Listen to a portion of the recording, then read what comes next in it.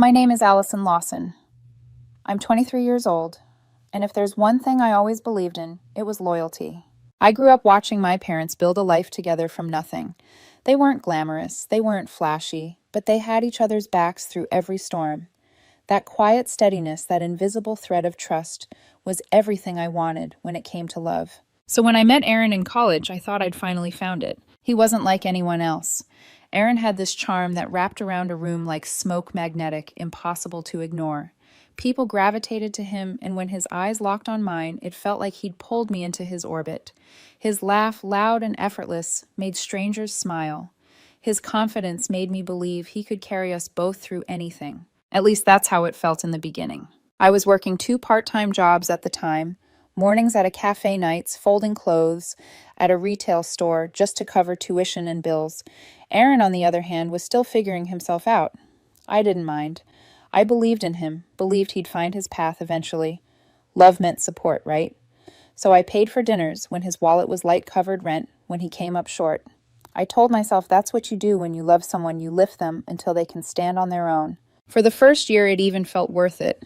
Aaron would brag to his friends that I was thoughtful, dependable. He'd say, "Allison's got my back. She's solid." I felt proud. I thought we were building something real brick by brick. But slowly the cracks began to show. Aaron loved attention. At first I brushed it off. Everyone likes being noticed sometimes, right? But with him, it wasn't a flicker, it was a hunger. I'd watch him refresh his Instagram every 2 minutes after posting a picture, grinning wider with every like. His eyes weren't on me, not really. They were on that glowing screen. Then came the nights out. Aaron loved bars and clubs with his friends. I never tried to stop him. I wasn't controlling. But I'd see photos later, his arm draped casually around some girl's shoulders, drinks in his hand that strangers had bought him. When I asked, he'd just laugh. "Relax, Allison. It's harmless. You know I'm coming home to you." I wanted to believe him, and for a while I did. Still, something about the way he dismissed my feelings unsettled me. It was as if he thought I'd always be there no matter what. Like my loyalty was a guarantee, a contract written in stone. The little things began to pile up. When I told him I got a raise at the cafe, he barely looked up. "That's nice," he said, changing the subject to some influencer drama. When I asked about his classes, he rolled his eyes. Boring. Can we not talk about school? I was still trying, asking about his life planning date nights, making space for him. In return, he gave me scraps. I told myself it was just a phase, that every couple hit rough patches. But deep down, I felt the shift. And then came the night that changed everything. We were curled up on my couch, a random TV show flickering in the background. I was halfway through telling him about a new project at work when I realized he wasn't listening. His phone screen lit up every few seconds, and his grin widened each time. I tried to keep my voice casual. "Who's that?" He barely looked up. "Oh, just a friend." But I saw the messages. The tone, the winky faces, the kind of things no one sends if it's platonic. My chest tightened.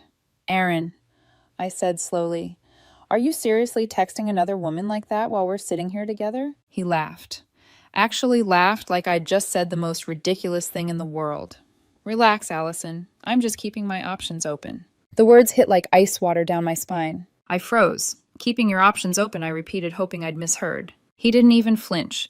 He just tapped out another reply, tossed his phone onto the cushion, and shrugged. "Yeah. What's the big deal? Everyone does it." No, I thought. Not everyone. Not if they're serious. My voice shook, but I forced it steady. Everyone doesn't do that, Aaron. Not when they're in love.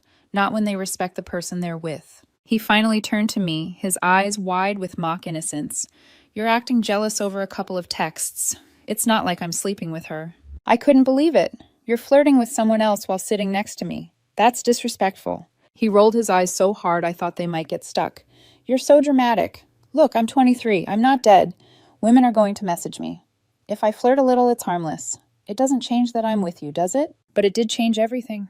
The way he smirked, the casual cruelty in his tone, it burned itself into my memory. For 2 years, I'd poured myself into this relationship, covering bills, working shifts, planning our future, and now he was telling me I should be grateful to be just another option on his list. "You actually believe that, don't you?" I whispered. Aaron shrugged. "You're too uptight. I need someone who can keep up with me, not get insecure over a couple of texts." I leaned back, staring at him like I was seeing him for the first time. "Insecure," I echoed softly. You're sitting here openly flirting with other women, and when I say it hurts, you call me insecure. That's not normal, Aaron. That's not love." For a moment, I thought he might soften, that maybe he'd see the weight in my eyes. Instead, he crossed his arms and smirked again. "You'll get over it. You always do." And in that moment, something inside me went quiet. Not rage, not tears, just silence, a steady, cold silence that told me this was the beginning of the end. I excused myself, told him I was going to bed. He scoffed and went back to his phone, already grinning at someone else's attention. But as I lay in the dark, the glow of his screen flashing every few minutes, I knew one thing for certain. If Aaron wanted to keep his options open, then I was about to close mine permanently. I didn't sleep that night. The room was dark except for the faint glow of Aaron's phone as it lit up every few minutes. Each vibration was like a nail hammering into the coffin of what I thought we had. I lay still, staring at the ceiling, my chest tight, my thoughts loud. He was right there beside me, grinning at other women through a screen while I lay in silence a foot away. And yet somehow I felt miles from him. I replayed the words over and over, "I'm just keeping my options open." At first I thought maybe he was joking, some immature attempt to rile me up. But the way he'd said it so casually with that smirk, that little shrug, no, he meant it. That was the part that broke me. Not the flirting, not even the lies. It was the certainty in his tone, as if my love was guaranteed, as if no matter what he did, I'd still be there. Like loyalty was something he was entitled to, not something he had to earn. For hours, my thoughts spiraled. Am I not enough? Am I too serious? Too boring? I tried to pick apart his words, dissect his laughter, figure out if maybe I was overreacting. But then another thought cut through all the noise. If the roles were reversed, if I were texting other men beside him, how would he react? The answer was clear. He'd explode. He'd accuse me of betrayal. He'd call me untrustworthy. He'd storm out and never let me live it down. The hypocrisy settled in my chest like lead. That was when the clarity came. It wasn't me. It wasn't my seriousness. It wasn't my loyalty. It was him. Aaron didn't respect me. He didn't value me. And the longer I stayed, the more pieces of myself I'd lose trying to prove I was worth the bare minimum of his attention. I turned my head to look at him. He'd fallen asleep. Eventually, his phone clutched loosely in his hand. The faintest smile lingered on his face, even in dreams. I stared at him for the long time. At the boyish curl of his hair, the smooth lines of his jaw, the body I had once traced with reverence. Now all I saw was someone who thought I was disposable. My chest ached. Quietly, I slipped out of bed, padded to the kitchen, and poured myself a glass of water just to hear something other than the pounding of my heart. The silence of the apartment pressed down on me. For the first time since we met, I felt utterly alone in his presence. I leaned against the counter and whispered into the darkness, "I can't do this anymore." The words hung heavy in the air, almost foreign on my tongue, but truer than anything I'd said in months. When morning came, Aaron was still asleep, sprawled across the bed like he owned the world. I stood in the doorway, watching the rise and fall of his chest. His phone buzzed again on the nightstand. I didn't need to check to know it wasn't for me. For a moment, I thought about waking him up, about demanding answers, about screaming until he finally saw what he'd done. But then, what was the point? He didn't see me before. He wouldn't see me now. So I didn't wake him. Instead, I dressed quietly, grabbed my bag, and left for work. The morning air was cool against my face, sharp enough to keep me grounded. As I walked, the city moved around me in its usual rhythm. Cars rushing, people hurrying, life happening. And for the first time in a long time, I thought, maybe I can step out of his orbit. Maybe I can reclaim myself. At work, I went through the motions, but his words haunted me all day. "Relax, Allison. Everyone does it. You'll get over it. You always do." Did I? Every time Aaron brushed off my hurt, every time he rolled his eyes at my effort, every time he laughed at my pain, I had swallowed it down. I had gotten over it. But not this time. I wasn't sure how yet, or when, or what it would look like. But somewhere between my morning shift and the afternoon rush, a decision settled into me, like a seed. If Aaron wanted to keep his options open, then he was about to find out what it felt like to have one less option. I didn't have to scream. I didn't have to beg. All I had to do was walk away. And for the first time since his smirk cut me open, that thought gave me a strange, steady sense of power. That night I returned home. Aaron was sprawled on the couch, scrolling through his phone like he hadn't moved all day. He looked up, gave me a half smile, and then dove back into the screen. Something inside me went still. I knew then the end was closer than he realized. The day after, I felt different. Not free yet, but hollow, like I'd already started to pack up pieces of myself and carry them away from him. Aaron didn't notice. Or maybe he did and just assumed I'd bend the way I always had. When I walked through the door that evening, he barely looked up from his phone. "Hey," he muttered, his thumb still flying across the screen. That was the first sign. He didn't even bother to meet my eyes. I set my bag down, my heart hammering. The words I'd rehearsed all day felt clumsy in my throat, but the silence between us was louder than my fear. "Aaron," I said softly. He hummed in response, eyes glued to the glow of his screen. I swallowed. "We need to talk."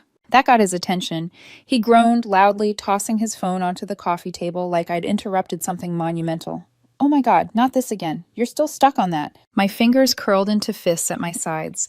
I kept my voice even. "Yes, I'm still stuck on the fact that you told me you were keeping your options open, that you called me insecure for caring, that you laughed while you did it." He rolled his eyes so hard I thought he'd give himself a headache.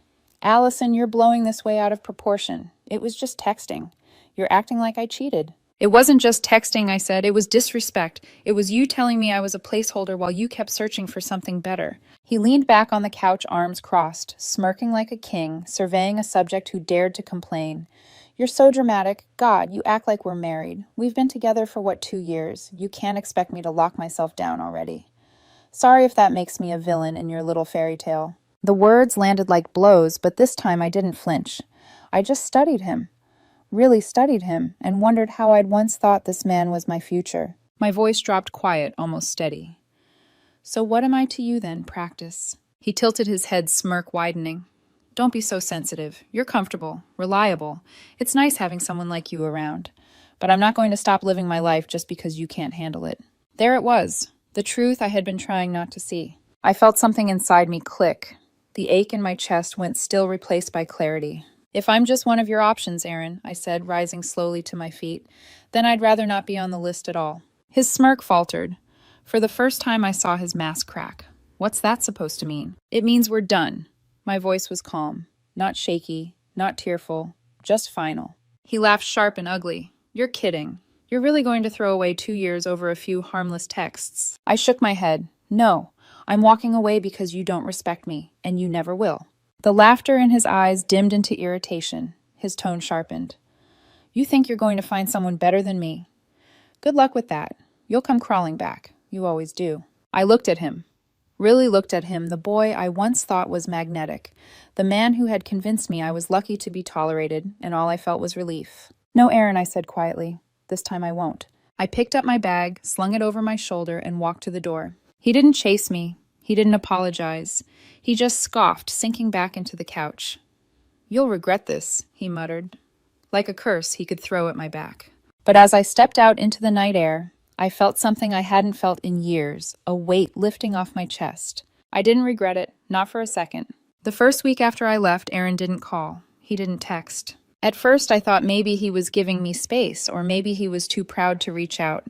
But then my phone lit up with screenshots from mutual friends. Aaron had turned our breakup into a show. Selfies in bars, arms draped around strangers. Captions screaming. "Single and thriving." Or "No one can hold me back."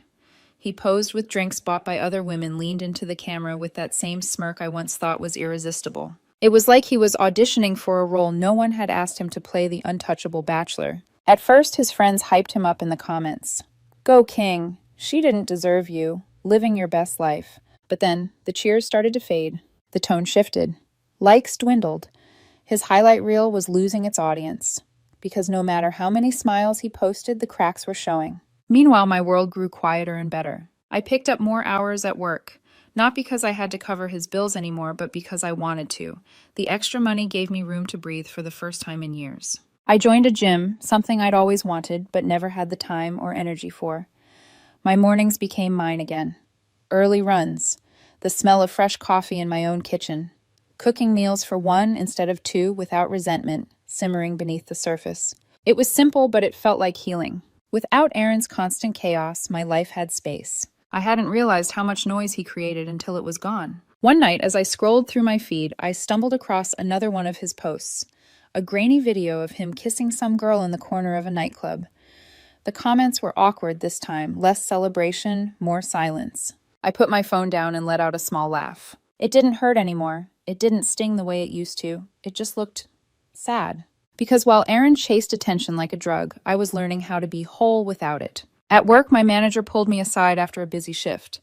Allison, you've really stepped up lately. You're reliable, focused. Have you thought about applying for team lead? Her words made me blink.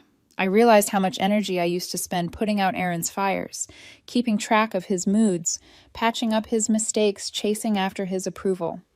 Now that all that energy belonged to me, people were noticing. The truth hit me like sunlight. I wasn't weaker without him. I was stronger. And while Aaron was out there performing for strangers, I was rebuilding brick by steady brick a life that finally belonged to me. Still whispers trickled in from mutual friends. Apparently the girl from that nightclub video, she was gone within a month.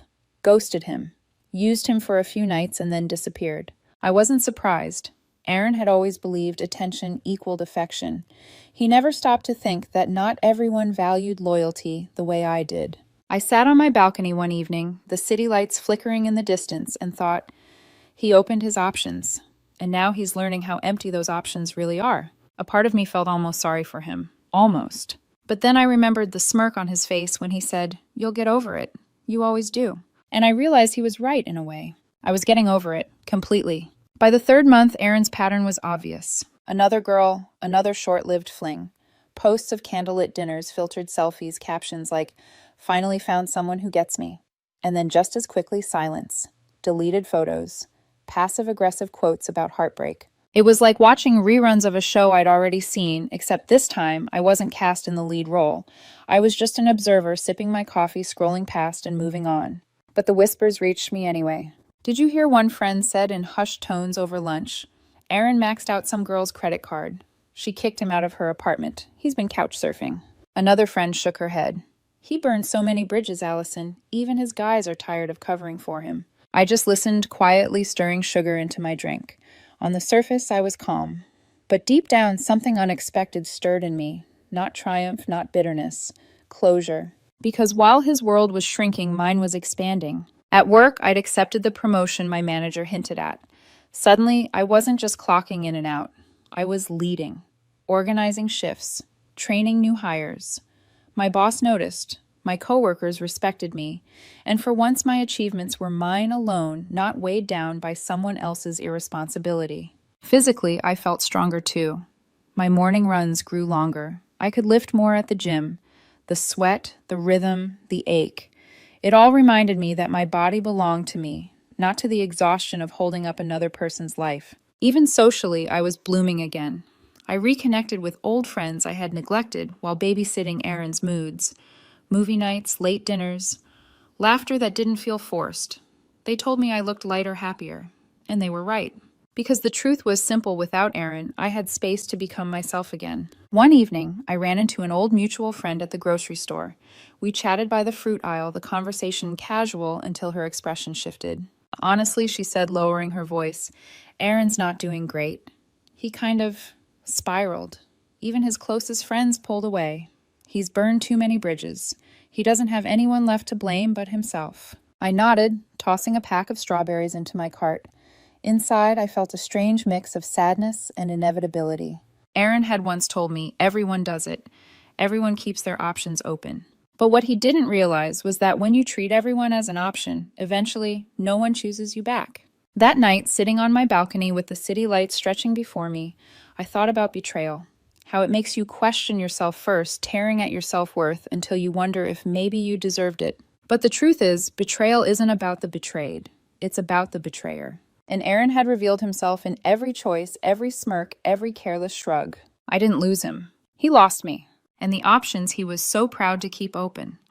One by one they were closing until all that was left was the silence he'd once mocked me with. It started small. One evening after work, I sat down with dinner when my phone buzzed. I didn't recognize the number at first, but the message made me laugh out loud. Hey, just checking in. How have you been? Aaron. I stared at the screen for a long moment, then set the phone face down. Silence was easier than any response I could have given. But silence wasn't what Aaron expected. The next night, you probably think I'm crazy, but I miss you. Can we talk? Still, I said nothing. By the third message, his tone shifted. I know I messed up. You're the only one who really understood me. Those other girls, they weren't anything. Not compared to you. Please, Allison, just coffee, just one conversation. I put the phone down and laced up my shoes. A run in the cool night air felt better than reopening wounds. But Aaron wasn't done. Over the next week, the texts poured in, some pleading, some angry, some nostalgic, all frantic. You don't get it. I was scared. That's why I said I was keeping my options open. You're the only real option I ever had. Please don't do this. Then, you're throwing away everything we built. You'll regret this. I never typed back. And then one night, he escalated. I came home from work to see a car parked near my apartment building. Leaning against it, arms crossed, like he'd rehearsed the scene, was Aaron. Allison, he called out as I walked past, keys in hand. Come on, you're really not going to talk to me. I didn't break stride. He hurried to catch up. I was stupid, okay, I know that.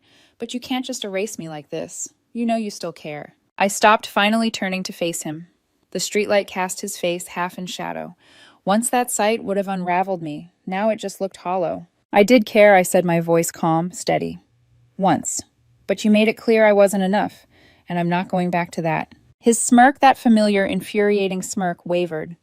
So that's it. You're just going to throw us away like we were nothing. I gave the smallest shrug. You already did that. I'm just finishing what you started. For a moment he stood frozen, the mask-cracked panic flickering in his eyes.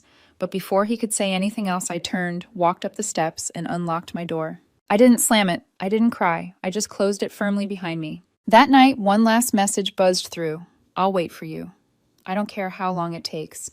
I know you'll come back. But the truth was simple. He was waiting for a woman who didn't exist anymore. The Allison who tolerated smirks and shrugged off disrespect was gone. And the woman standing in her place, she wasn't going back. Months passed. By then, Aaron's attempts had slowed to the occasional half-hearted text, sometimes venomous, sometimes pathetic.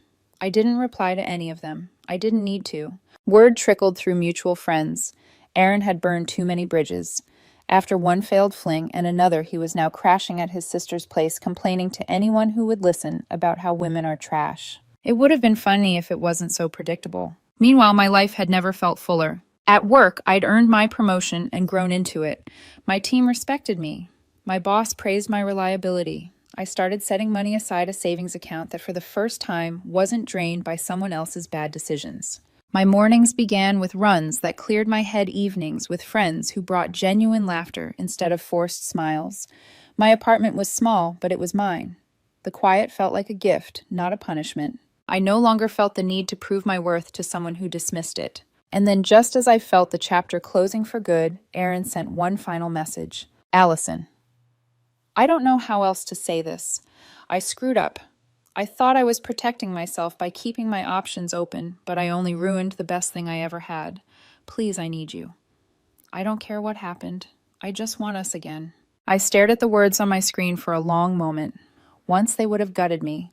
Once I would have clung to them like a lifeline. Now they felt like ashes in my hands. For the first time since it all began, I actually typed back. Aaron, you told me I was just a backup plan, that you wanted your options open. Well, now they're wide open, and I'm not one of them. I don't hate you. I don't wish you harm. But you don't belong in my life anymore. Goodbye. I hit send. Then I blocked his number, not out of anger, not out of spite, but because it was simply done. The betrayal that had once hollowed me out no longer had power over me. It had reshaped me, yes, but not in the way he intended. Betrayal makes you question yourself first. You wonder if you weren't enough, if you could have done something different. But the truth is, people reveal who they are in their choices. And Aaron revealed himself every time he smirked and shrugged at my pain. I didn't lose him. He lost me. And I didn't need to do anything for karma to catch up. Life handled that on its own. One morning, sunlight poured through my window as I brewed coffee. The air was cool, the city alive outside my balcony. I breathed it in and realized something. I wasn't angry anymore. I wasn't bitter. I was free. The girl who once stayed quiet beside him in the dark, watching his phone light up with other women's attention, no longer existed.